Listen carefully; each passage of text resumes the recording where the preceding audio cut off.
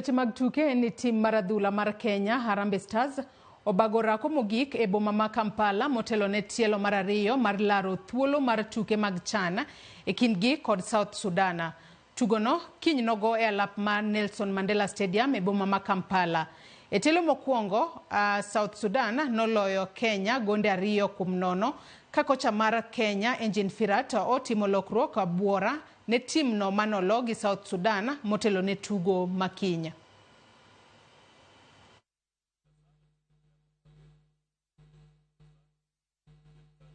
Wachezaji wamekaa wageni, alafu kitu imetusaidia pia ni that wachezaji wamekuja wageni ni kuwa tushaicheza pamoja nao kwa club level na international level at some point.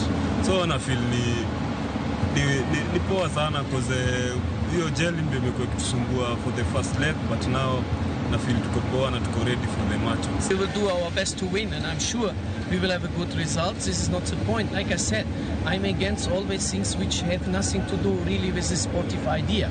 And there I have a problem with. So, like I said, here we have now a chance that we have some trainings. So we will use it, and for sure on Sunday we will have a better results. I can be relaxed about it.